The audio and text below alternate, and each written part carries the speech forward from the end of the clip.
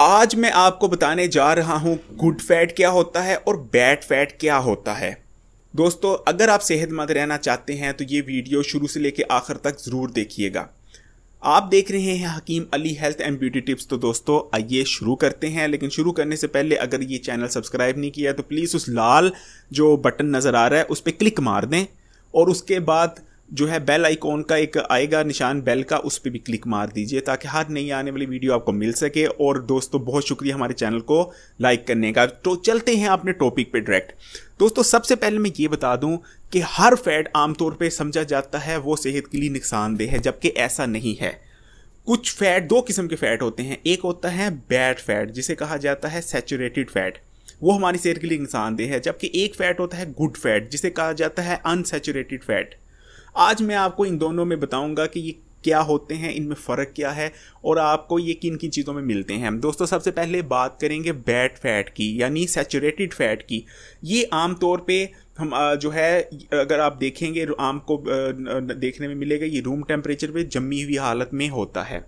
और ये हमारे पहले भी ये बता दूं कि नुकसानदेह क्यों है। ये हमारे जब हम बैड फैट लेते हैं हमारे जिस्म में LDL कोलेस्ट्रॉल के लेवल को इंक्रीज़ कर देता है। LDL कोलेस्ट्रॉल वो कोलेस्ट्रॉल है जो हमारी शरीयानों में जम जाता है और दिल की बीमारियों में और हार्ट अटैक का सबब बनता है। इसलिए बैड फैट हमारी सेहत के लिए नुकसानदेह है।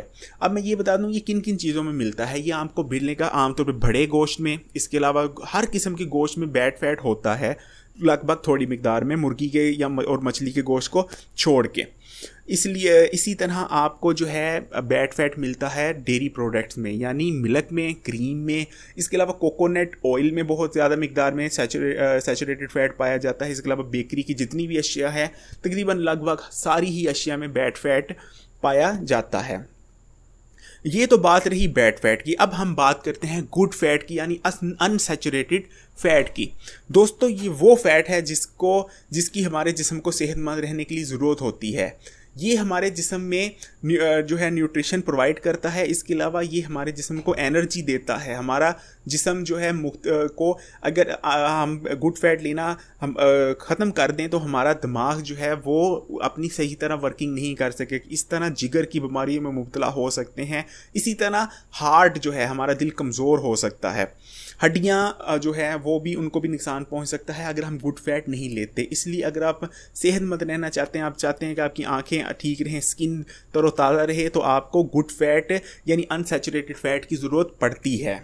अनसैचुरेटेड फैट, अब मैं आपको बताऊं उसकी पहचान क्या है। उसकी सबसे बड़ी पहचान ये है कि रूम टेम्परेचर में वो पिघली हुई हालत में होता है, जैसे कि ऑलिव ऑयल। लेकिन मैं आपको ये बता दूं जो अनसैचुरेटेड फैट यानी गुड फैट होता है वो आपको कभी भी आम खुले सिर्फ ऑलिव ऑयल मिलता है आपको देखने को। बाकी ये ज़्यादातर होते हैं किसी न किसी फूड आइटम के अंदर होते हैं। ये ज़्यादातर पाए जाते हैं बीन्स में, इसके अलावा ड्राई फ्रूट्स में।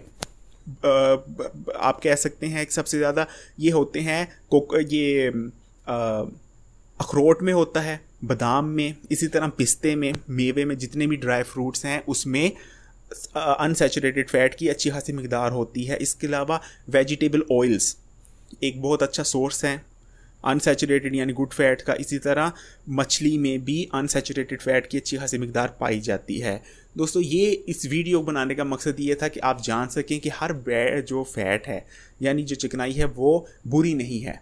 कुछ दो किस्म की चिकनाई है, गुड और बैड। तो इस उम्मीद करता हूँ कि आप अब बुरी जो बैड फैट है उसको अपनी ज़िंदगी से निकाल लेंगे और गुड फैट को अपनी ज़िंदगी में शामिल करेंगे। इसी के साथ इस वीडियो से इजाज़त चाहूँगा, लेकिन जाने से पहले सिर्फ ये कहूँगा कि आप हमारी वीडियो अपने दोस्तों और रिश्तेदारों और बल्कि जिससे भी हो सके शेयर ज़रूर कीजिएगा, क्योंकि हम देते हैं आपको घरेलू चीज़ों में सेहतमंद रहने की टोटके और तरीके और रेमेडीज़, जिसकी वजह से आपको डॉक्टर या हॉस्पिटल के चक्कर ना लगाने पड़े।